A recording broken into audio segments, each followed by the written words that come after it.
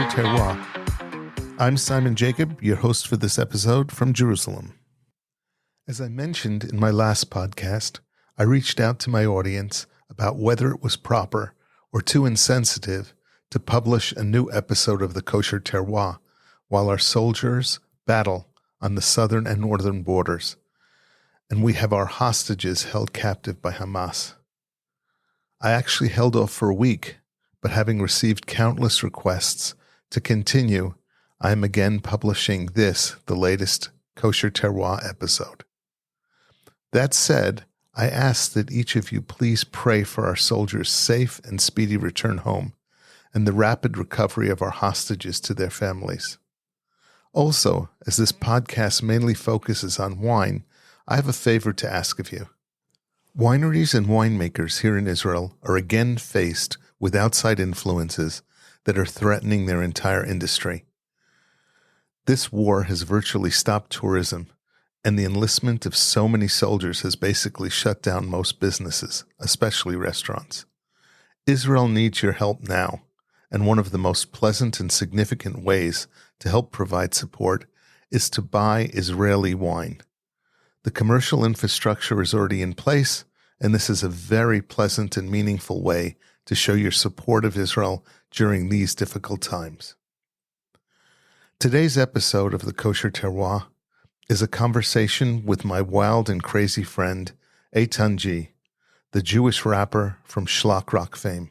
Etan loves wine, and though his tastes tend to be more pedestrian than many of our listeners, he has a wonderfully curious nature, and our question and answer session clear up many common questions and misunderstandings. Please join me in this lively and fun wine question and answer exchange. If you're in the midst of your commute, enjoy. If you're home, grab a glass of your favorite kosher wine, sit back and relax. Welcome to the Kosher Terroir. It's really, really a pleasure to have Etan G here. You're an awesome friend, and what I really like about you is that though you're interested in wine, you have a lot of questions. Tons. And I figured in today's world, and especially in the world we're living in right now with what's going on in Israel, it's very important to promote wine, especially Israeli wines. In the United States and abroad, it's one of the ways you can actually really reach out and help Israel, buying wines from here. And I'd love to talk to you. It's very funny that you say that with bombs going off and all things going on, how can you help Israel? Buy wine. Yeah. Wine. Really? They don't need bulletproof vests and guns and no, wine. You know, it's a fascinating thing. Well, so the wine industry here, which employs a lot of people and is a huge industry in Israel, most of their marketing sales go through restaurants, and the restaurants, for the most part, are closed. Mostly because the chefs and the waiters and everybody else are on the front lines fighting. So it's not a place that people are going at the moment. And though you'd think that people who finally get home to relax are going to open a bottle of wine to calm down, any of the soldiers who, well, actually that's an interesting thing to mention. This is almost like a commuter war. Okay, people don't realize that. When in the United States, when you send people off to fight, you send them off to fight, and they travel halfway across the world, wherever they are, right? And you don't see them for months. Here, there's soldiers who actually go home. Not every night, certainly, but they do go home on some nights, and they drive home, which is remarkable. And then they're with their families, and one of the things they can't do is drink alcohol. Even if they're off duty? Even if they're off duty, because they don't know how fast they have to go back on duty. And a lot of them carry their guns home. So if it's a funny situation. You offer them a drink, and they go, "Look, I really can't do that right now. But you're off duty." Nah, right now I'm not off duty. I'm not that off duty yet. So a lot but of you them can do get that. called in and get shot, and that's okay. But you can't drink. No, because you might get shot Right. if you drink. That's the problem. It's a They don't want you to. catch-22. They don't want you to be drunk at all in those situations. They want you to be as sharp as you can possibly be. What's cool is I went up north yesterday.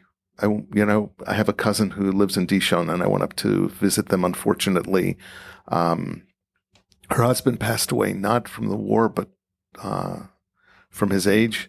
He had a heart attack and passed away, and I went up to visit him. And one of the things that I saw that was just, I never experienced this before.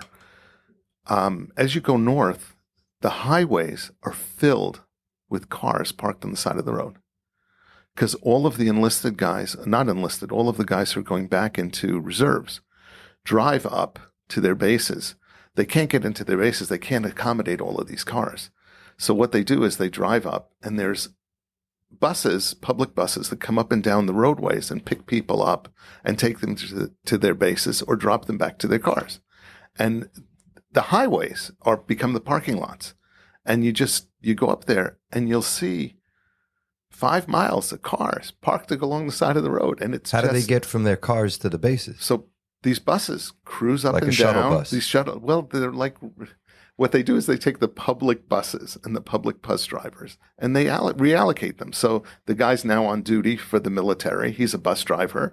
He takes one of the Egged buses, and he's driving up and down the street, back and forth, and they go in a big cycle. It's like an airport shuttle that takes you to the hotel and back to the airport. Or it takes you to the parking lot and drops you where your car is. So the parking lot just happens to be the highway. Amazing. And that's what they do. And it's awesome to see that. So it's kind of like a commuter war where people are coming back and forth. And because of that, the wine industry here is suffering terribly. And one of the things Are there many industries suffering, or specifically highlighted the wine industry? There are many industries suffering. I mean, obviously, the restaurant industry is suffering. All the hospitality industry. It's not a big time for tourists to come inbound. I'm here. Yeah, but it's still not a big time for tourists. So there are a lot of industries that are suffering. Most of the high-tech businesses, the brightest and smartest and greatest guys are typically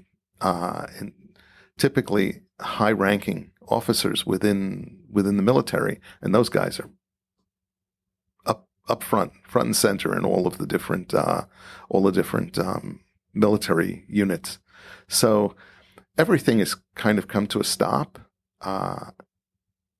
It's almost like COVID without COVID.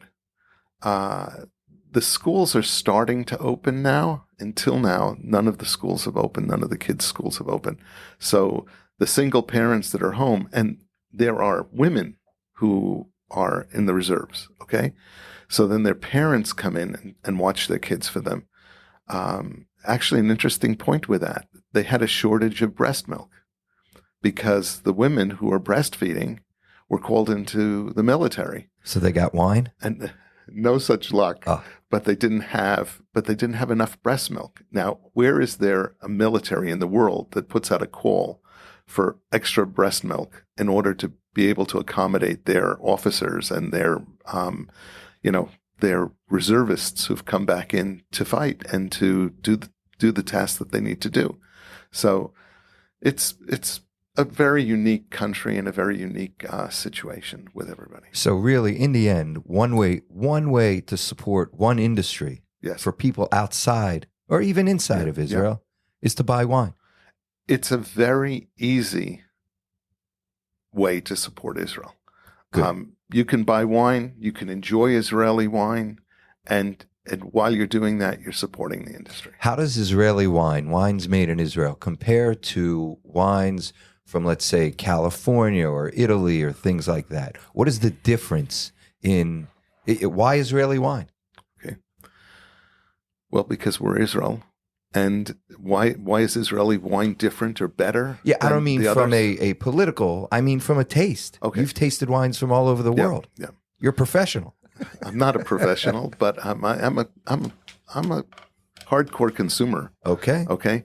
As far as Israeli wines are concerned, there are some amazing Israeli wines, and there's some mediocre Israeli wines. But there's an Israeli wine for every taste level. Wine is a very subjective thing. There are people who only drink certain French wines and people who only drink certain Spanish wines. There are people who rank wines totally by the pocketbook. As far as as far as they're concerned, if Right, but the wine question costs would over a be certain with amount. wine Yeah. is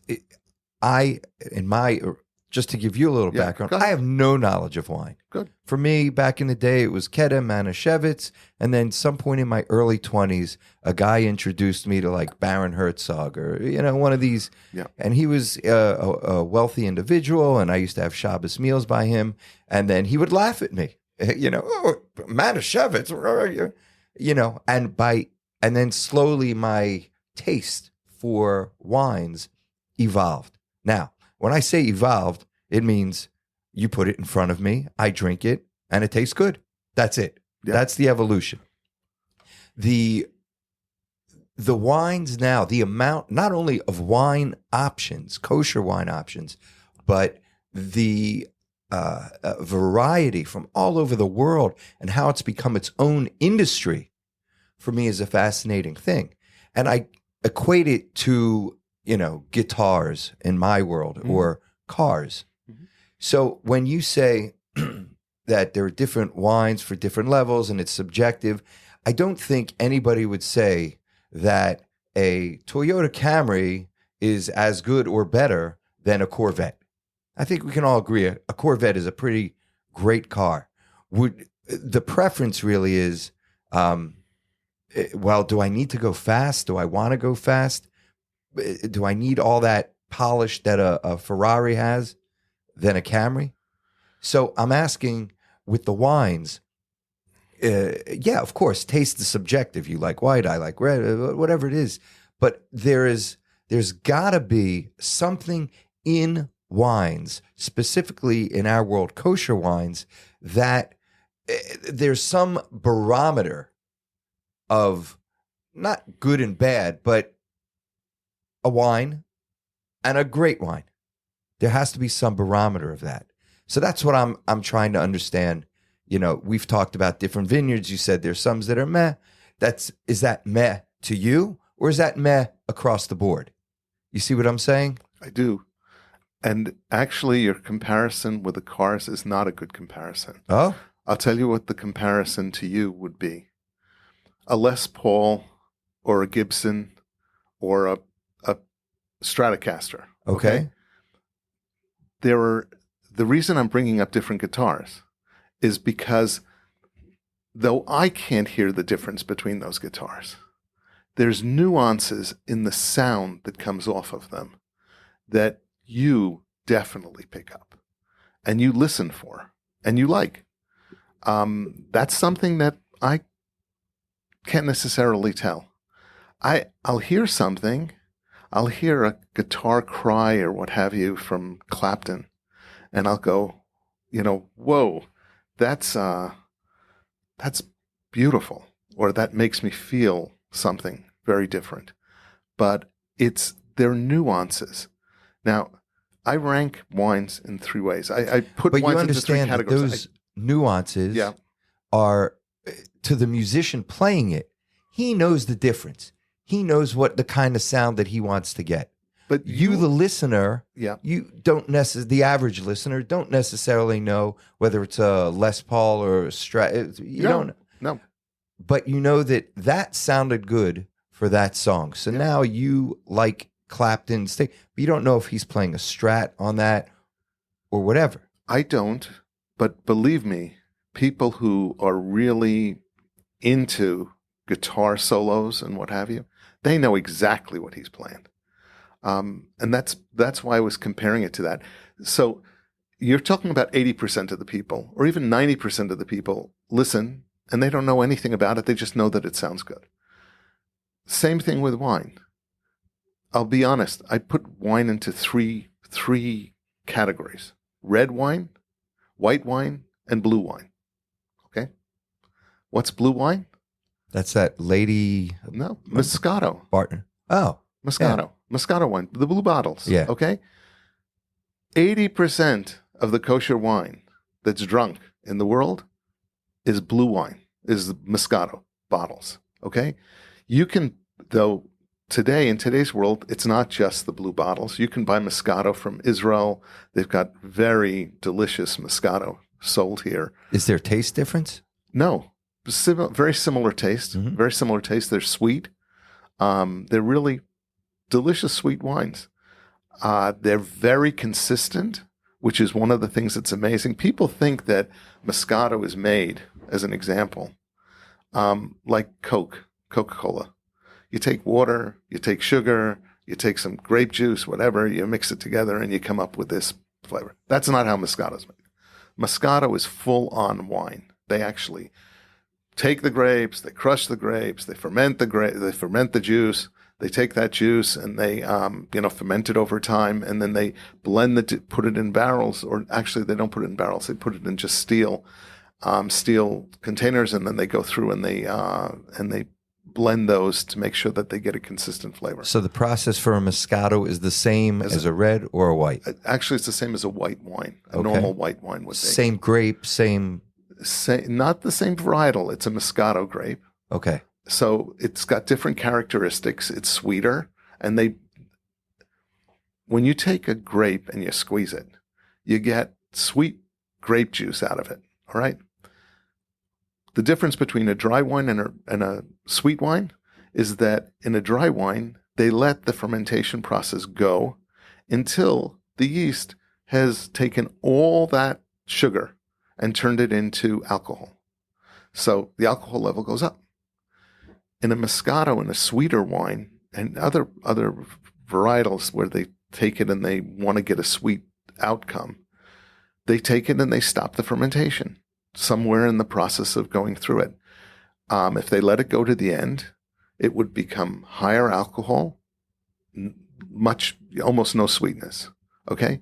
So that's the difference between them. In Moscato, in the blue bottles, what they do is they stop the fermentation process at a very precise point in order to get a lower alcohol, like 9% or 9.5%, and a higher sweetness. And that's the outcome that they want from it. The ability to get that consistent flavor so that you can pick up a bottle of, blue Moscato here and a bottle of blue Moscato from 2 years ago, and you drink it and it tastes almost the same, is an awesome amount of work to get that to work that way. And does a Moscato made in one region taste different than another? It can definitely taste different. So? It can definitely taste different. Again, there are nuances to flavors.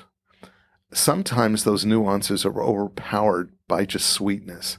So when you're drinking something that's just super sweet, you don't notice the nuances, but there are nuances. So the Israeli Moscatos, then there's a few brands that actually make Moscato here. They will be just as delicious to you as to most people as the blue bottles are. Actually, in some instances, more. They've got some nuanced flavors. But that said, there can be variations or nuances between them. It's like grape juice. Grape juice, if you drink Kedem grape juice has a very specific Concord taste. Because it's made from Concord grapes. They don't have Concord grapes. What are Concord grapes? Is that a place? It's a varietal of grapes that are grown in New York. And it's just called Concord, New York? No, it's called Concord. The hotel Concord in the Catskills. It could be, but that's not why. It's probably got its name for the same reason. But Concord grapes are a varietal that comes from New York State. And are those same grapes also used for wine or specifically for grape juice? I think that I don't think, I know that they're used for sacramental wines. Mm-hmm. Okay, so that's why you get Manischewitz is a Concord grape wine. So that's what's there. But a Kedem grape juice, Yes. if you look at the ingredients, Yep. To me, it looks like it's just all sugar. It's hardly a grapes. In other words, they may have thrown a grape in there. I could be wrong. I don't know. I just Take know a look at the label again. Yeah. It specifically says no added sugar. I thought that was a marketing thing. No, it's not a lie. There's Right. no added sugar. Okay. These are very sweet grapes, but what they do is instead of making them highly alcoholic or blending in more grape juice after the wine is actually made, they can do that for Manischewitz wine. I think. I don't really know. But for the grape juice is no added sugar. It's all sugar that comes from those grapes. Does grape juice have to be supervised Yes. to be kosher the Yes. same way as... 100%. It's grape products. It's not just grape juice. It's any grape products. So explain that whole grape. Why are grapes a thing in Judaism? Why does it have to be supervised? And what makes... a grape is a grape. I can go to a store, buy a grape from anywhere, and I can have it. So what from that beginning process of grape until I have that bottle of wine on my table is the Jewish portion of it? Okay. So good question. It's a really good question. But it actually takes on different nuances. All right. You can buy grapes at any supermarket. You can walk into a field and grab grapes off of a vine if they let you, and eat them, and they're wonderful. Okay. That said, as soon as you start to make grape wine, which starts in the process of being juice, that suddenly has a very different halachic level to it. It's funny, I asked the question actually of Rabbi Riskin because I wondered whether or not I could just drink juice, I could drink wine from a Jewish winemaker in Israel, and what's the big deal? I know that this stuff is all kosher. This guy is a Jew. Why can't I drink that wine? Grape juice or grape wine, Grape grapes, grape products, have a different level of kedusha in them than any other fruit. All right, they just do. This is something that came down. That's the reason we say Borei Priya Geffen on grape juice. There's no. And on regular grapes, you might say Borei Priya Eitz. It's Borei Priya Eitz. Yeah, it is Borei Priya Eitz. It is. So the reason we say Geffen and Gafna, depending upon whether you're in Israel or in Chutz La'aretz, is because it has a level of kedusha associated with it, and that level of kedusha is there. It's just it's a. There are people who say that it's there because the pagans used to use it, and all these other religions used to use grape juice and what have you. And because they use grape juice, or they used wine for all sorts of ritual things, we're not allowed to use it. There are all sorts of religions that use all sorts of alcohols. We don't have a distinction of any other alcohol besides yayin, Kiddush wine. Rum. There's no limit on rum for us at all. Oh. Zero. There's no problem with rum. Does it have, but that Doesn't has have to be kosher. kosher. No, it doesn't. Rum? Rum, no. Southern Comfort? That's because Southern Comfort is because it has cognac or other grape products mixed in. Okay? If you're going straight rum or straight, the whole discussion with whiskeys is that you might put them, or you do put them, into sherry casks, which held wine products before. Which may have not been kosher. Which, were probably not kosher. And then there's a question of, does that wine product impart a specific and desired flavor into what you're drinking. There's some people who say it only changes the color, which is not an issue. There are people who say it changes the taste, definitely changes the taste. Well, if it definitely changes the taste, then there's a path to say, hey, you can't use that because that taste came from a non-kosher wine product. Now, as we were saying before, the grapes inherently are not non-kosher. They're all kosher. They're all kosher. So, well, okay. Yeah. Unless you grow a grapevine that you don't follow Orla on. If you grow a grapevine, what is Orla? Okay. For the world. Yes. Okay. Orla is that in Israel, when you plant something, you need to leave it alone for 3 years. In the 4th year, you can harvest it and use it and what have you. But if you use it and produce a product in the first 3 years from it, that product is not kosher. It's absolutely forbidden to use it. Okay? So any product, any vines that are grown, when they put the vines in the ground, and there's a technical aspect about how you count those 3 years, so I'm not going there, all right? But if any vine that you grow, that you plant, that is less than 3 years old, you can't use the grapes off of it. We're going to keep going down this path, but the question I have to ask is the term kosher appropriate for what you're describing? No. Right. Okay. It isn't really. It's permitted or not permitted. Oh. Okay? So, but when you say that it's not permitted, but it's kosher, you can't really go there. If Right. It's not permitted, it's never kosher. All right? So the term kosher has to do with how the grapes are handled. Okay? The process. The process. In the Torah, animals, fish, birds, it's specified How you deal with them. that these are the things that are permitted to eat. We've ascribed the term kosher to these things. If it was slaughtered in the ritual process, does it have hooves and chew its cud, and all these things are what make it permitted to eat. Mm-hmm. So with grapes, which would normally be kosher no matter what in and of themselves, once you start processing them, much like an animal, there has to be a ritual procedure, I guess, in order for one to be permitted to drink that wine, that grape product. That grape product, yes, there is. And it's a little uncomfortable to really discuss this because it involves whether or not a person touching that wine throughout its production is a keeper of mitzvot, shomer Shabbat. Okay? That he keeps the mitzvot, especially Shabbat. Well, let's dig into it. Okay. Uncomfortability is my forte. So the issue is that if a person is not shomer Shabbat, if a person does not keep Shabbat,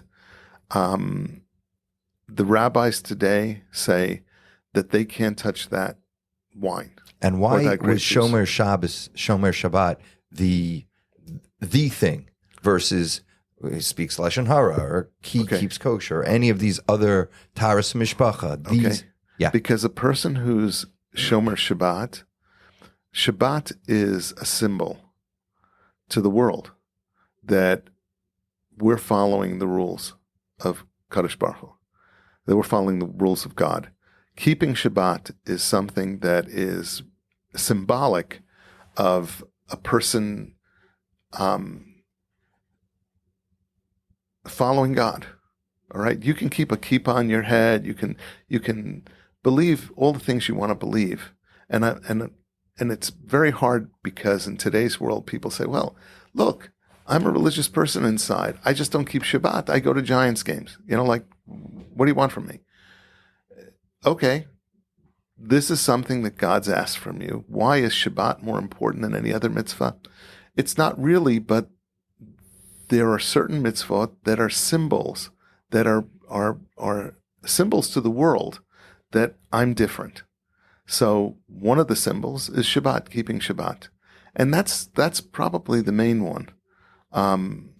But obviously, if a person didn't keep kosher and he wanted to deal with kosher wines, but he kept Shabbat, I'm not sure that people would allow him to touch kosher wine in the process and hold on to it, and allow it to remain kosher. Interesting. So the thing that's really crazy, it's kind of a whole package. Yeah. It's not just Shomer Shabbat, but more of a lifestyle.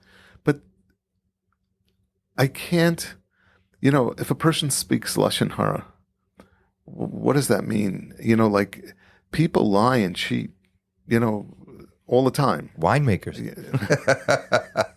None that I know of. Right. Just so that you know. Right. Okay. And I know a lot of them, but none that I know of or associate with.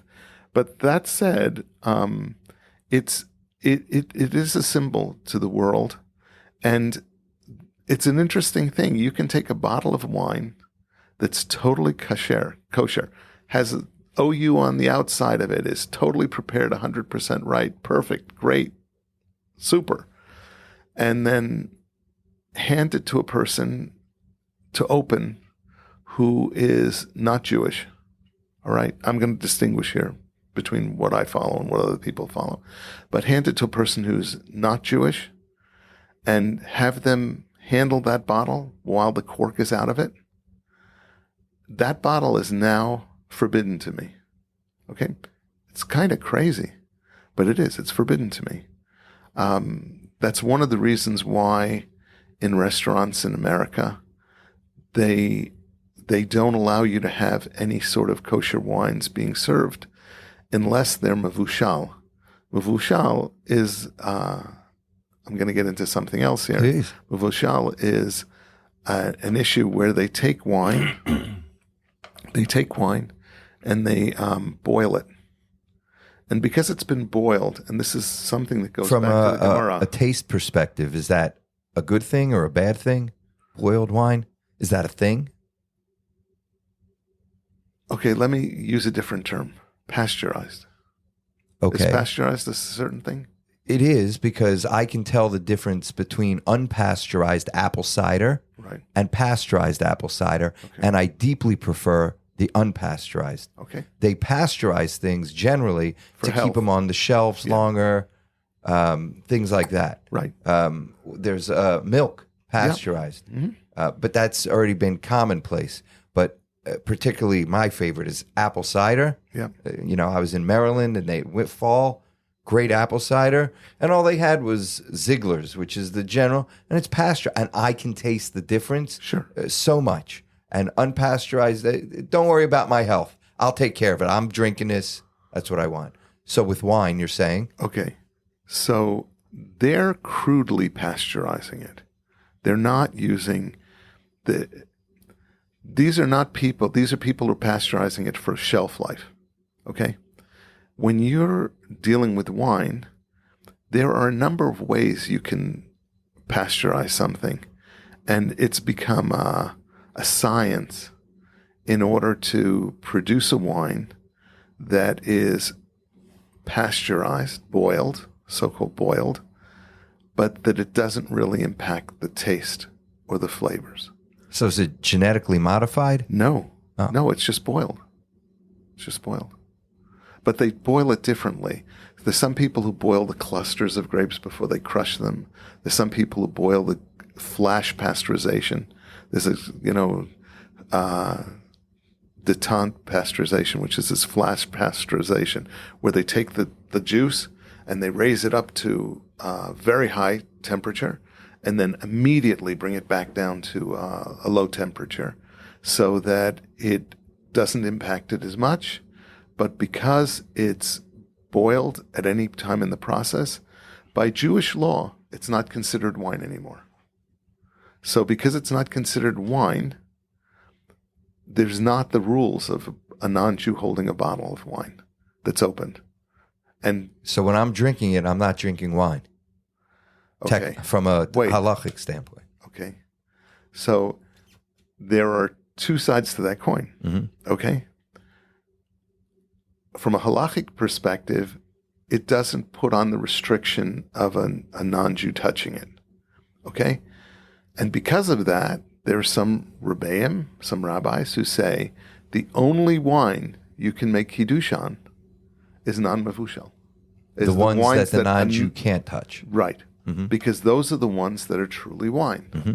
And again, on times where you're really restricted to drink, you're required to drink wine. As an example, on Passover, you have to drink 4 kosot, 4 cups. If you're required to drink 4 cups, you really should drink 4 cups of wine, not almost wine, or not pseudo wine that other people can taste or touch, what have you. So there are rabbis who say for Passover, you need to drink 4 cups of wine that is not boiled. Would the old ancient rabbis, before they knew of pasteurization or anything like that, would they have said when they made this law that you have to have 4 cups of wine on Passover, would they have said, yeah, wine or pasteurized wine or, given it would have been straight, pure? If you're gonna play the side that I can drink this wine with non-Jews touching it, then you can't play the side of, well, this is good enough for my kiddush. Okay. Okay. But everybody's life is a nuance. Everybody's life is different. And again, when you go into a restaurant that has mevushal wines, now the question is, I get this wine. What am I supposed to say on it? Shakol nied b'faro? Because it's not really wine. It's not really wine. Most people say Borei Pri HaGefen. Sure. Okay? Because it's wine. So these are leniencies that are there, but with every leniency, it brings another question or another nuance to how you deal with that question. So I'm telling you, how it is, but there are many people who follow different minhagims, different customs to deal with wine. When I was in college, I got paid a lot of money to pour wine for dignitaries. We have this wine, it's non-mevushal, and they needed a Shomer Shabbos guy. Great. So they had me come, and I did it. I kept Shabbos. But what we're talking about, the wine guy, he's making the wine, he keeps Shabbos, he leads a lifestyle, but not every, he makes mistakes along the way. When I was the guy pouring wine, really? Yeah, I keep Shabbos, but, I'm Etan G, and really? Okay. Well, hold on. So there is nobody on earth who doesn't make mistakes, okay? And there's certain, at least I'm not answering for the religious Jewish world. You have to ask your local rabbi for that psak. Or make your own free choice. And that's fine, as to what you do. The question is as to whether or not people make mistakes or they slip into things every so often. God knows that we're human beings. We're human beings. So there are mistakes that people make. The laws aren't really there for the mistakes. They're there for the purposefully thought through things. The framework. It's the framework, but it's also the kavanah that you have. Kavanah means your intention. Okay? If your intention is to break the rules, yeah. I mean, even then, afterwards you look back and you say, I made a mistake. I got lured into doing something that I shouldn't have done. I just had I was with a bunch of guys and I wanted to be with them and they convinced me to do XYZ and I shouldn't have done it. Okay. That's a mistake. People make mistakes. People get pulled by their passions, their heart. That's why there's so much in the tefillot about, even in the Shema, protect me from being pulled in the wrong direction by my heart. They didn't write it there because people were all angels. They wrote it because people have passions. So if that winemaker went out with his friends and he did X, Y, and Z, and he knew it was a mistake, would then the kosher supervision entity say, hey, we heard you got with your guys and you did X, Y, and Z, would they take away their kosher certification? So the question is this, did the guy do it purposefully? Is he a good guy? Did he mess up once? Does he mess up every week? Like the issue here is, defining whether or not you have a certain level of respect for God. And that's where it comes down to. So if you're following the rules and you respect God, and that's what you're doing. So really what you're saying is that the certification, whether or not you need a supervisor or someone, a mashgiach, to watch over the wine or not, is really based on the rabbinical opinion of the winemaker. Yeah. So really, all right, I'm not the most perfect guy in the world. I might have a lot of money and grease the rabbi. No, that's different. That's different. But you understand how it becomes subjective. No. That's not subjective anymore.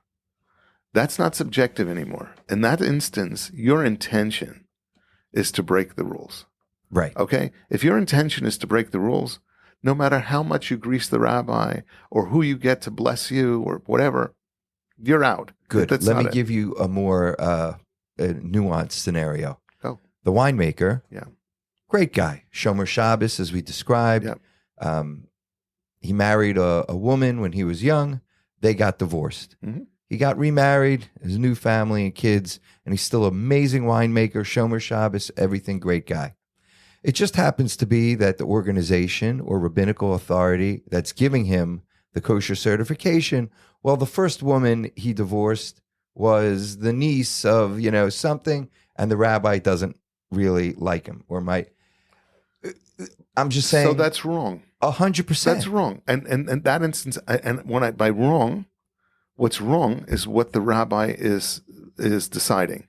What's not wrong is that the person should be able to touch wine and be kosher. Right. Okay. So that's why when it comes to kosher wine, which the way you've been describing it is a very sensitive thing. Mm-hmm. He has to be Shomer Shabbos, which is a broad, a character assessment, if you will, in observance to God, Torah, that kind of thing. A Torah observant Jew, right? We all know none of us are perfect, but that this winemaker is a Torah observant Jew, and that this winemaker will make the wine in the prescribed procedure as dictated by, the community, the rabbis going back time immemorial. Yeah. So you had mentioned to me earlier that if you were to go to a winemaker to taste a certain wine, depending on the winemaker, whether he was considered an observant Jew or was not, would determine whether or not you needed to have the assistant, the mashgiach, take it out of the barrel and put it in the thing for you. So I want to hear more about that. More about that procedure. Why? Because I'm going to give you an example. The other day, I had a meeting with at a restaurant, and inadvertently, I didn't know. I'm in Israel. The restaurant, the wine that the guy gave me, I found out maybe after the first glass that it wasn't kosher because the restaurant wasn't kosher. So, I look at the wine, I see Hebrew letters. I think I'm from America, so anytime you see Hebrew letters, it's got to be kosher. And here it wasn't. I don't feel bad about it. I made a mistake. It was good wine, no different to me, at least, than any other wine. But the whole thought about what makes kosher wine, what did this guy that does not have the kosher certification on it, did he do anything different to this wine than the guy that does have kosher certification on it? And if he didn't, is the wine that I drank really not kosher, or is it just not super kosher supervised? You see what I'm saying? Mm-hmm. And that was the thought process that I had. So in wine, because it's special, it's different. You can take food products and make a peanut butter and jelly sandwich and have a person who does not keep Shabbat or does not follow anything, a non-Jew, make you a peanut butter and jelly sandwich out of kosher ingredients, and that product is kosher to eat. All right? In the situation with wine, because of that special condition, even if the winemaker is Jewish, even if they put nothing non-kosher into the product, and in old days they used to use non-kosher things in order to fine wine. Fining means filtering, okay? So wine, when you crush it and you ferment it and what have you, there's a lot of sediment that comes into wine. And in order to get rid of that sediment, why would one want to get rid of that sediment? Because it's gritty, it's annoying, it's not something you want. You want clean, Well, when clear I get wine. an apple cider Yeah. that's not pasteurized Yeah. and it's got that sediment on the bottom and I pour it in and I see it, I enjoy it. Okay. So there are people who don't. All right. There are wines that are made where they don't filter them. Keeps the sediment in. It keeps the sediment in. Like an orange juice with the pulp. Yes. Well, the pulp is consumable, and I actually eat orange skin, so I don't have a problem with the pulp in orange juice. I actually love it. And I do like sediment in the bottom of my apple juice. The only difference is that with wine, there's a certain grit to it, and especially if you get a glass near the bottom of the bottle, that sediment can be unpleasant. It's like grit on your tongue. That's not really edible. It doesn't really add anything to it. It's just grit. Okay. So what they used to do, and actually it's what makes a wine clearer. Wine that comes straight out of a fermentation tank is cloudy.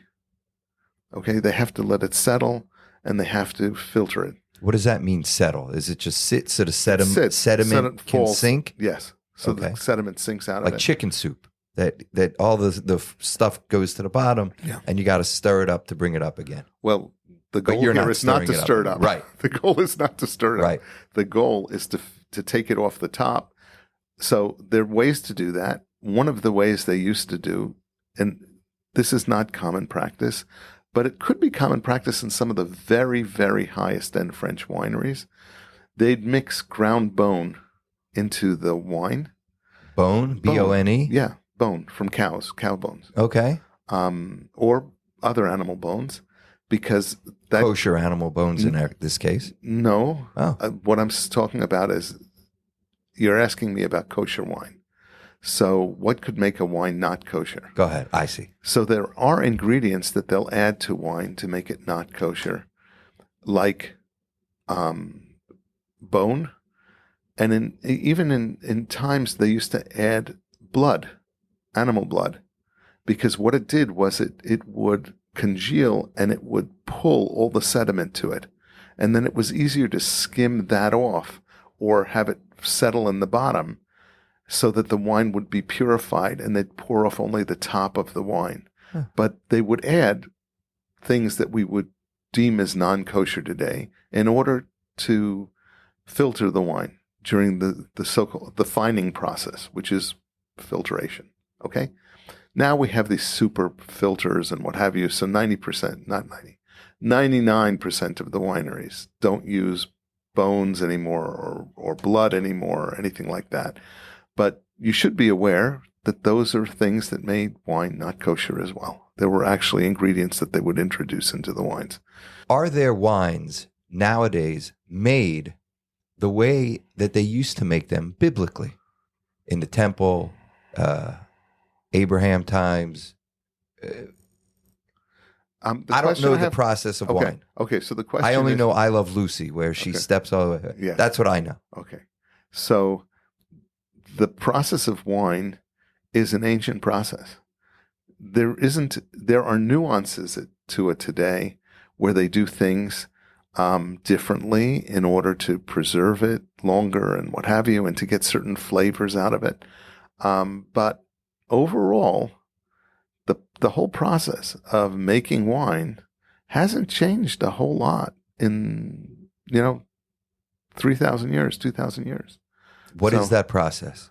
What they do is, it's a different process for red wines and white wines. But let's deal with red wines first. I thought that was just the grapes that was the difference between the two. It's the process as well. It's the process as well. Interesting. So in a white wine process, they squeeze the grapes. They get the juice. They throw the grapes away, the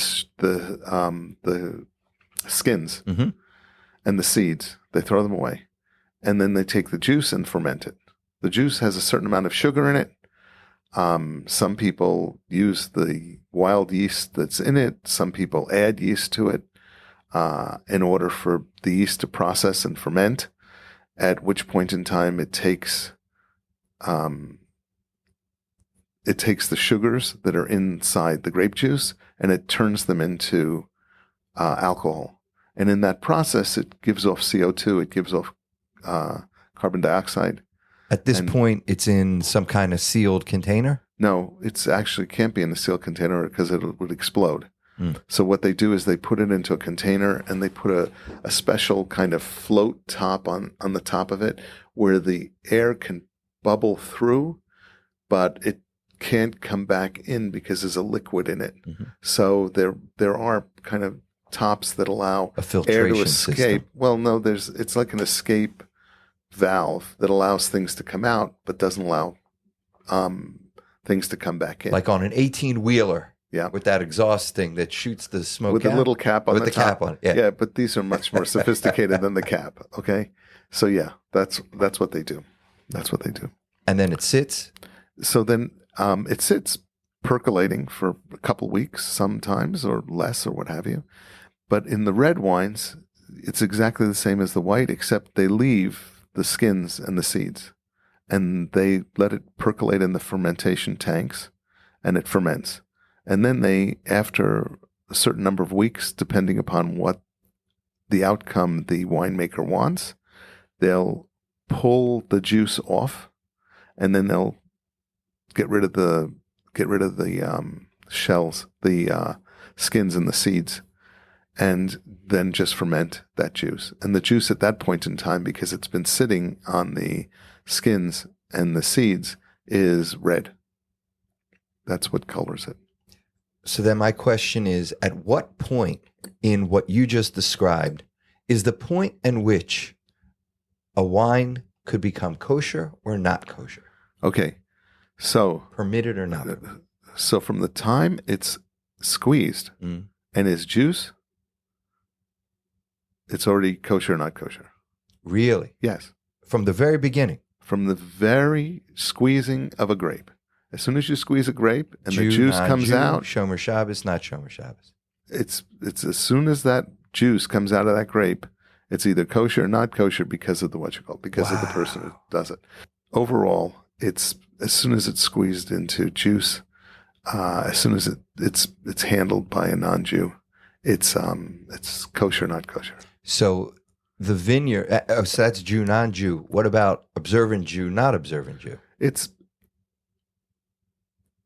It's the same rules, non-observant Jew and non-Jew, as opposed to observant Jew. And, there's either a person who you can touch it, or a person who can't. So a vineyard that's owned by an observant Jew from top to bottom, the minute the grapes are squeezed, he picks it. They're not squeezed. When you're picking them, they're not squeezed. Okay. Right? So you're picking them. Good. On that field, you can have anybody pick them. Yeah. Jew, non-Jew, doesn't matter. Yeah. Pick them. The non-Jewish worker brings a barrel of grapes into the workhouse. And at what point does the non-Jew then have to step away? Right then. But there's some people who there are nuances to this as well. There's some people who go nuts with that because they say the weight of the grapes themselves creates juice, and then the juice that's there isn't kosher. So they don't typically pick grapes and put them into closed containers. They pick grapes, and they put them into baskets, and then somebody takes those baskets and puts them into the closed container. Someone observant Jew. Yes. Okay. Yeah. Wow. It's complicated. It is. It's a lot of... It's totally based on... So when you see the kosher certification on the bottle, I now know that from pretty much the minute these grapes were picked to the time it ended up on my table, it has been associated with an observant Jew throughout. Certainly from the time it hit the crushing of the grapes, okay, it's been handled by an observant Jew.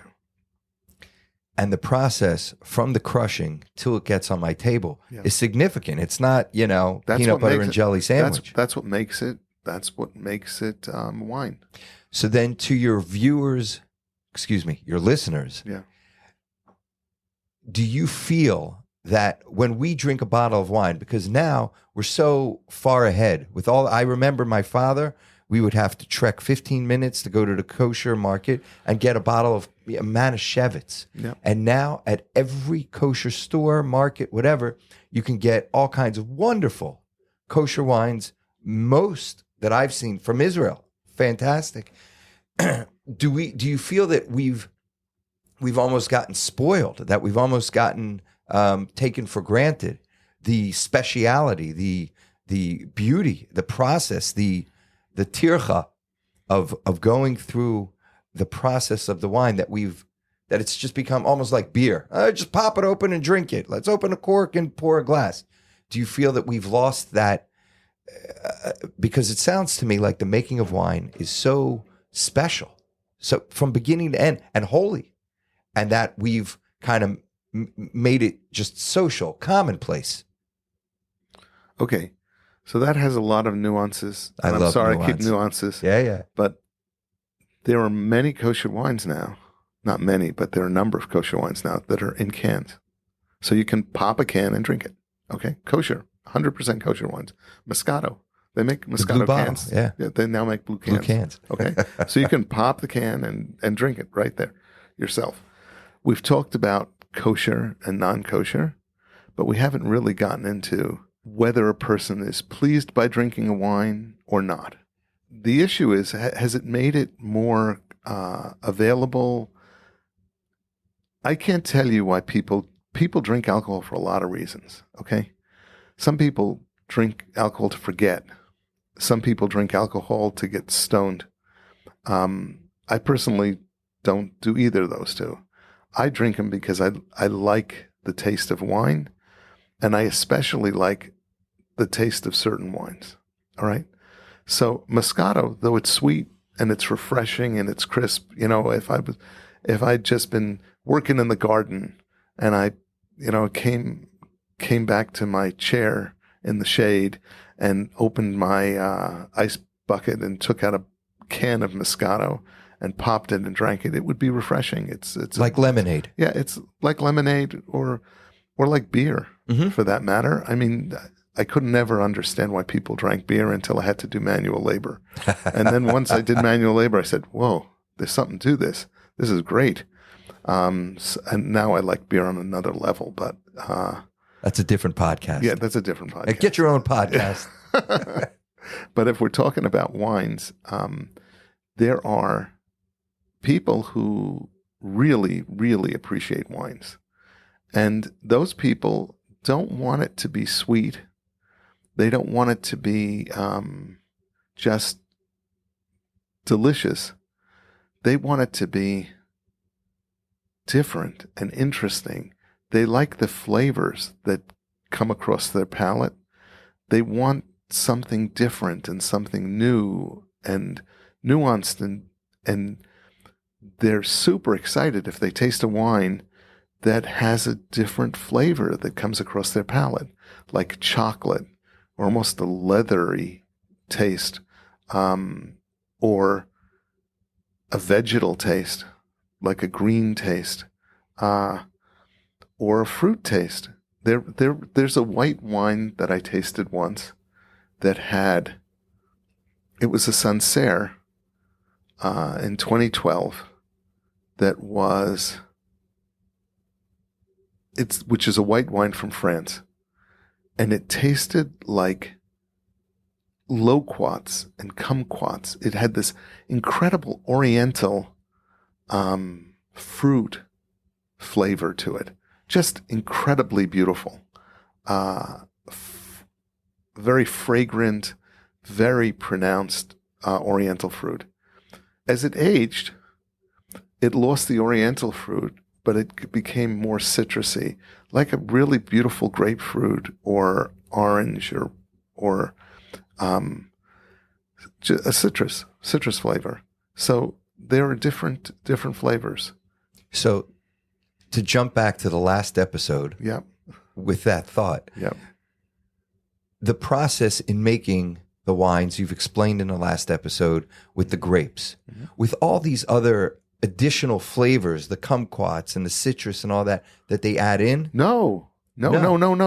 These are flavors that come from the grapes. How do they get that?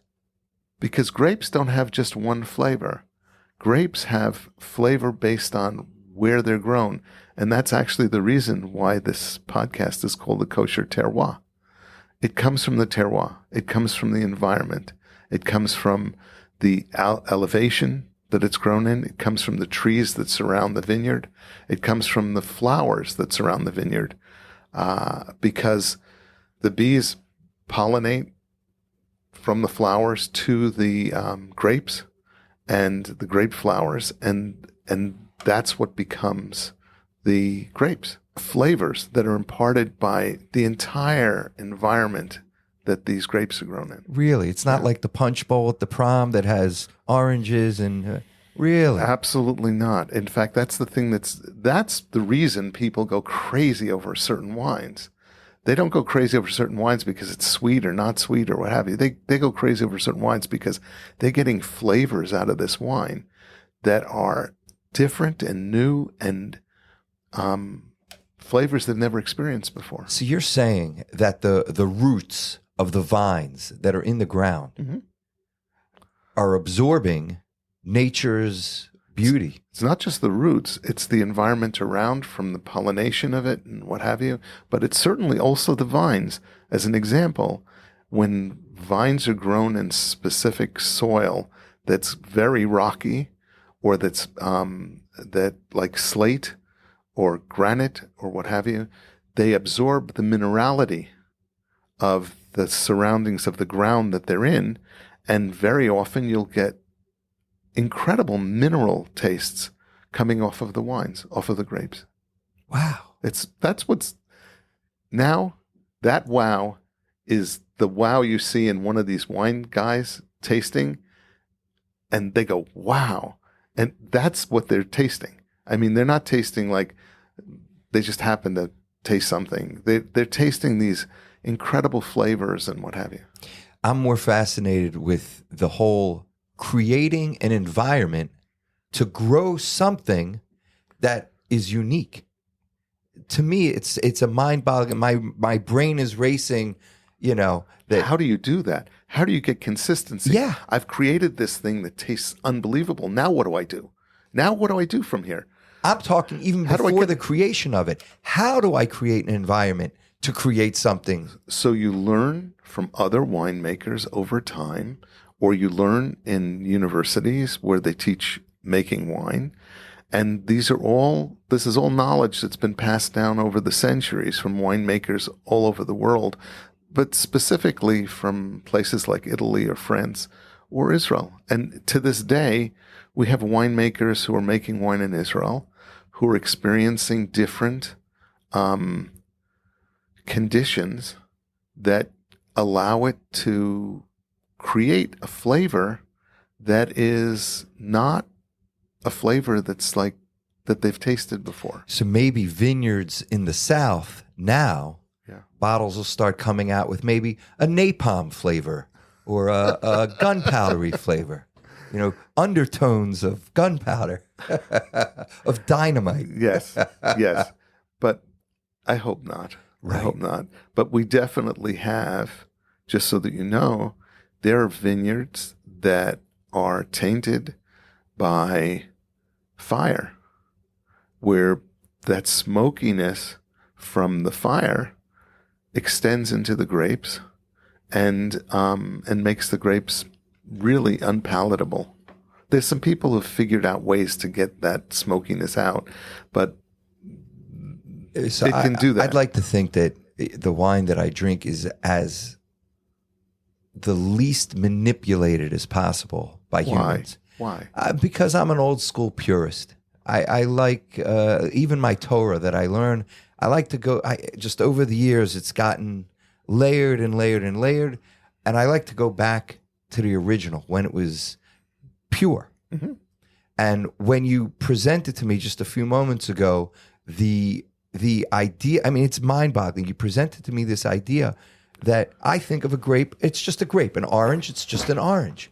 But with grapes, and this goes again back to the first episode of the holiness of wine, is that it's not just that the wine itself was used for this or for that, religious and everything like that, but it's that it takes all, based on what you described, takes all of God's nature, the trees that it's around, and the bees, and the flowers that grow nearby, and the air that surrounds it, and the climate, and the mountain, and the valley, and the river, and the salt water nearby. Whatever, all these variables have an impact on the taste of this this Wine. Yeah. That you might use for Kiddush or a Pesach or a sacrifice or whatever it is.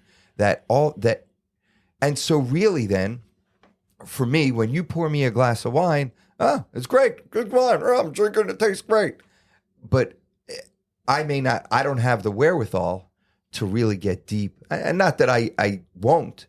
It's getting more interesting to me because now, from a deeper spiritual level almost, I have a deeper appreciation for something that I probably did take for granted. Yeah, the grapes grow, they stomp on it like Lucy, and they put it in a bottle, and now it's on Simon's table, and let's drink. But it seems to be, from what you're describing, it's a much more magical, mystical, spiritual thing. It's natural. It's a natural, which is all the things that I described. Yes. I love nature because of that. And maybe the reason why grapes are special is because they integrate the surroundings of what's being grown around them into this nectar that's produced when you create wine. It's also a reason why people who drink wine don't just take it and guzzle the thing down, because you don't taste anything when you're drinking quickly. It's not like drinking water.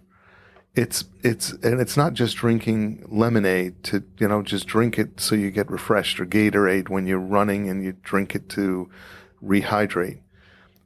Drinking wine ideally is to drink it with a little bit in your mouth, to move it around your tongue, move it around your mouth, and to taste and try to taste every part of your palate, your mouth, your nose, everything.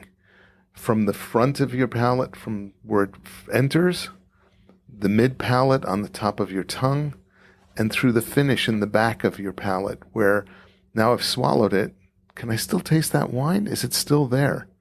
Very often, there's some wines that have a very long finish, where though I drank it 10 minutes ago, I can still taste that flavor in my mouth. It's got a it's pleasant. It has a very pleasant, long finish to it. There are some wines where you taste, and you can taste them in the front of your mouth. Then there's nothing in the middle of your mouth, and then there's something at the end, where they have almost like a hole in the middle of their tasting. They're wines like that. So, but you can't get that nuance unless you stop and drink it. It's the same thing with scotch. There's some people who you pour a glass of scotch and they just kick it back, and that's what they do. That's not drinking scotch. I mean, that's consuming scotch, but it's not drinking it. It's not tasting it. The people who taste scotch make a little, spoon out of their tongues, put a little bit of, a couple of drops on the middle of it, and they let it roll around, and they wait for the aromas to come up through their nose and what have you. And they appreciate it. That's what you're trying to get to. You're trying to get to a point where you appreciate what you're consuming.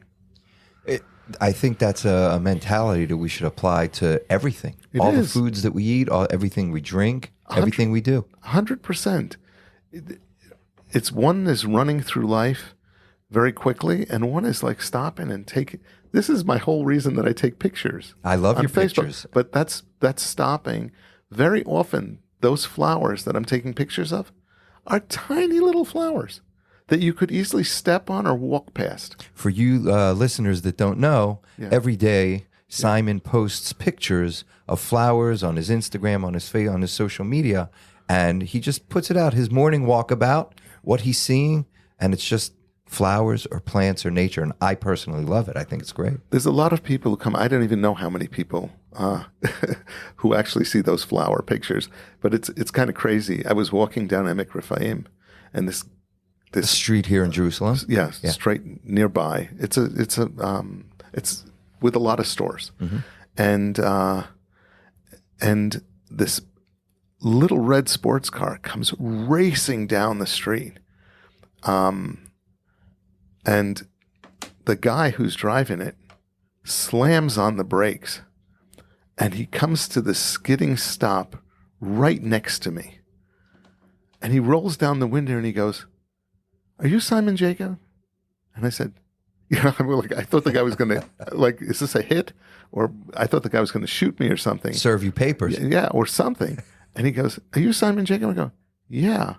And he goes, "I love those flowers." And then he rolls the window and he takes off down the street again. I was trying to tell him, it's like, slow down, man. There's people who live on this street, but it's crazy. There's all sorts of people. It's something so simple. You don't even know.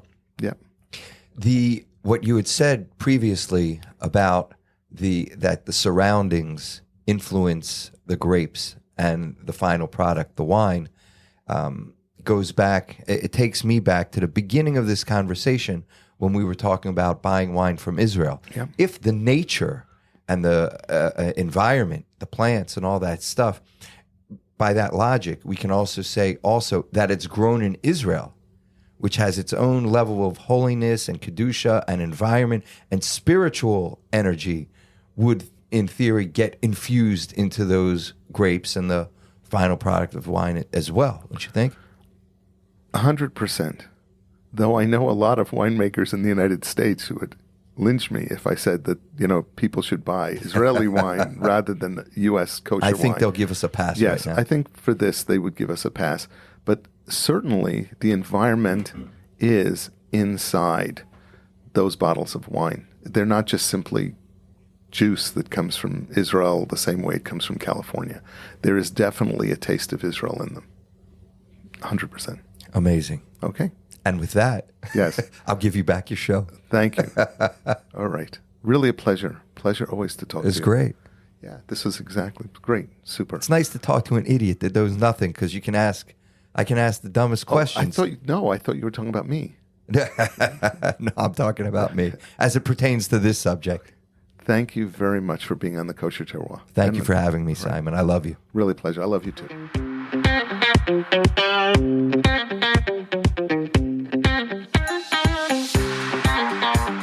This is Simon Jacob again, your host of today's episode of the Kosher Terroir. I have a personal request. No matter where you are or where you live, please take a moment to pray for our soldiers' safety and the safe and rapid return of our hostages. And whenever possible, buy and share Israeli wine.